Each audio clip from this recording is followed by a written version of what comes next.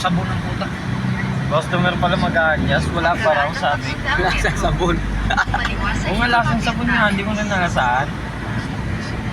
Kasi kami nagtrabaho rin ako ng fast food. Minamadali nila. Binubulayan, tapos lulublob lang namin sa tubig yun, tapos lalagay namin to sa pang-spray. Yun na yung pinakahugas nun. Hindi inayos yung ano, hindi inayos yung pagsabon. Hindi mo naman pwedeng pag inayos mo yun, nabuting kayo na siyang doon. Mabilis ang trabaho yun. Yun nga lang, palpak. Kasi hindi maganda yung Hindi maganda yung silver mo lang. pagkakamali. Bagay sa Marina Sal, hindi ko na kumano yun. Alang balagtas. Joking kasi ako galing, ganun ginagawa ko eh. Sabunin ko lang yun, tapos lulublob ko sa malalim na tubig. Okay na yun, tapos lalagay ko sa pang-spray. I-sprayan pa.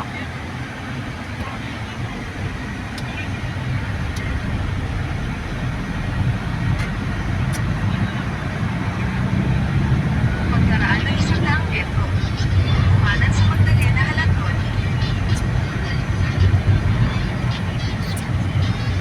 Kumanan sa Magdalena Halaton.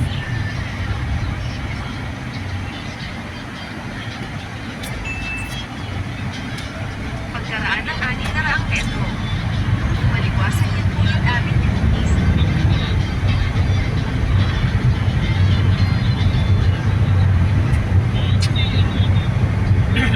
Ito ako ron na.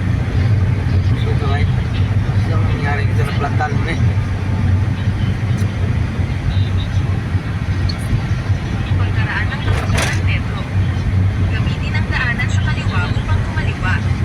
Tapos Welcome to my vlog!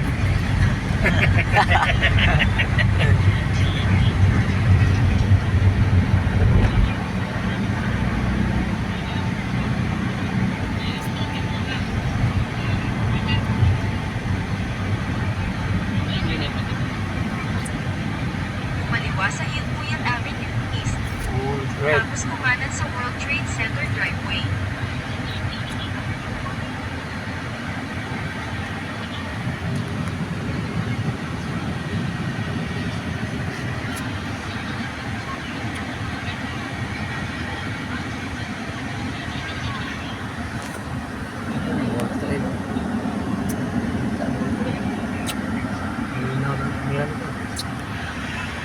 Diba? Yan.